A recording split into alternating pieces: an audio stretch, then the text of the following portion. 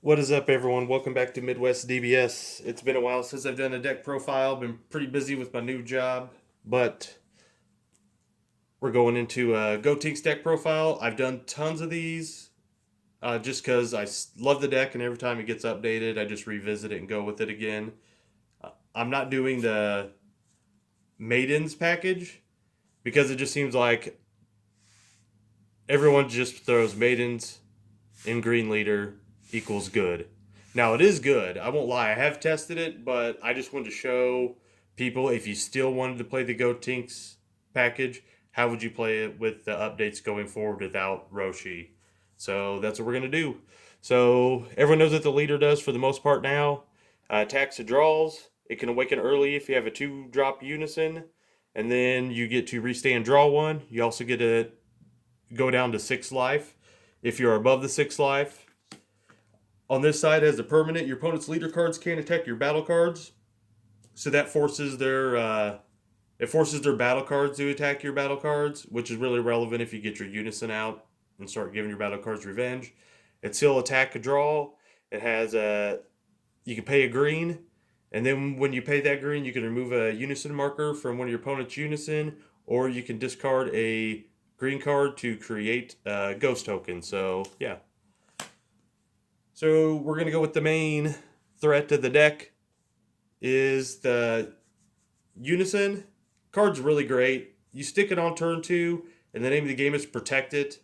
And if you get to that -7, and the unison actually is pretty simple to protect for two reasons. It's a +2, so it just hard to deal with that +2, +2, +2. And then if you're able to negate some attacks and block some attacks, you're going to get to that -7. That -7 is you get to look at your opponent's life, crit one out of that life pile. Then they have to take 3 cards from their hand and discard them. So it's just really backbreaking and can just straight up end games. Now we're going to go into some of our defensive package. Well, the whole deck's really defensive, but you have 4 Frieza Charismatic Villain. It's your free counterplay. So you play this on turn 2, and you have this to back it up with any of these other cards are going to show you, then you're just off to the races, and you're just going to keep ticking this up. Also, I forgot to mention, when you do Union Fuse, this card draws you an additional card for Union Fusing. Keep going. Try to make it quick because most people know about most of these cards. We play 2 of the free blocker, and then we play 2 of the Zarbon. Both great, even better when they have revenge. This will allow you some hand control and some revenge blocking with when you have your unison out. This is just a free play blocker if you have your unison, and once again can get revenge. And this card you can keep reoccurring by discarding a card and bring it from your drop directly into play. We are playing 3 Dormants, and we are playing 3 Homicidal Clones. That's our negate package right now. So both these really work really well, especially in conjunction together.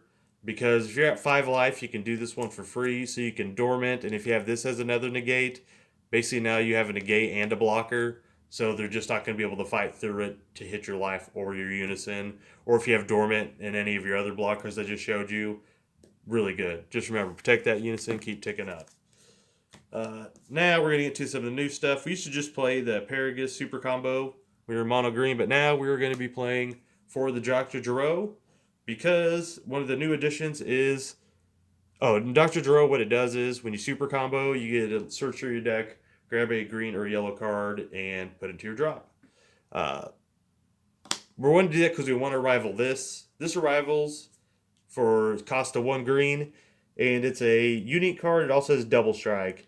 But the really cool thing about it is it's auto. At the beginning of your opponent's turn, they choose 2 of their battle cards and KO them. So that is really dumb. So basically, what that says is you rival him on your turn, you pass the turn, it goes to your opponent's turn. Before they untap, draw, before they do anything, they have to choose 2 of their cards and KO them.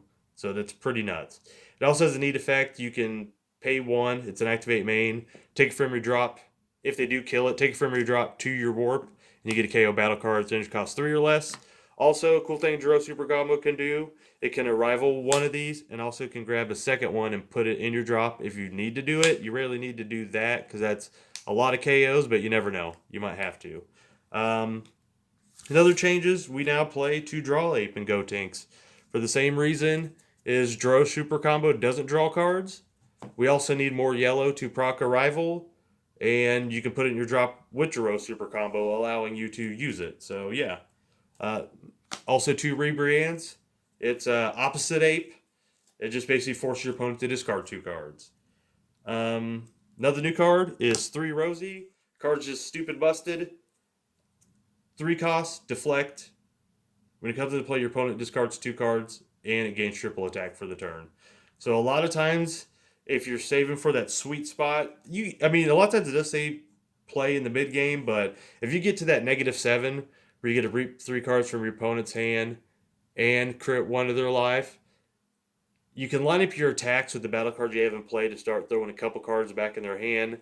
Play one of these, take those cards back, start swinging. You might have a rebrand in your drop to take the cards you just gave them out, or another one of these, and you can just line up that turn just to basically end the game. Really great. And the triple attack's also good for just gunning down unisons. So last but not least, the tried and true good package. I will run 3 of these now because we had to make some cuts to fit everything, and we're still playing a 50 card deck. I always play a 50 card deck. I recommend everyone play 50 card decks if they can for about every single type of deck. It just makes your consistency a lot better. But this guy comes into play, finds your 6 drop, and you can pay a green to put him into your drop, reveal the 6 drop you put in your hand, and then you can grab your fusion pieces, which are these. So the good thing about these as your fusion pieces, if you have your unison in play, it turns into almost a draw 4, because if you fuse with the trunks and then with the Goten trunks, what you get to do is you bring this bad boy out, cost 2, union fuse, you get a KO one of your opponent's battle cards. Then this allows you to search your top 7. You can go grab another 2-drop unison. Then you get to draw 2 off this, and then 1 more card because your unison's out in play. So then draw 3, and then that final unison is the other draw. And then also when this dies, you get to grab these from your drop and put them back in your hand, fueling more stuff. So we also play this as a one-of, like a lot of Gotenks decks do, and we still do, just because sometimes you want to deal with the barrier card. This can deal with the barrier card. You can Union Fuse to get him out, or you can evolve. We also play one Champa or Kai, either or, just because I play one in about every deck I play. It can give your Unison a double strike, your leader a double strike. It can make one of Rosie's attacks a double strike, and then it still gets 2 more attacks, which would just be single strikes, because this does not give double strike for the turn. Taking card gains double strike for the duration of battle. Yeah, I'll say it'd be busted if it did it for a turn. But yeah, it's just for battle, the double strike, but you could get a double strike attack and then 2 single strike attacks. It's also amazing because Gotenks, with this one of, and I know it's just one of, but if you see it, it allows you to, like, if you have him in play and your opponent's at 3 life, you can make his first swing a double strike and then swing again a second attack. So you can take your opponent essentially from 3 life to none in a very niche situation, because, like I said, both these are ones of. But if you see them all, there are turns where you can swing with your Gotenks, play that, give him double strike. He's dual attack, so he restands. And now you can evolve this on top of him, and then you have another double strike. So you can actually take him from 4 to 0. So just pressure to close games out.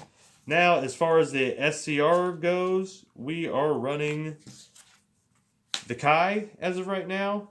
But there are tons of options you can run in this deck. You can run the Kai, of course. You could also run Celzino, which is really good in the deck. Right now, the Celzino's in the Shenron deck. So we're running Kai in this right now. Or you could even run the Ape. So you're going to want one of those 3 for your super combos. I would recommend you run Kai or Celzino. But the funny thing is, the Ape is actually really good because it catches people off guard. Some people see you're playing Gotenks and just assume it's Cell. That's also why this can be very good because it catches people off guard.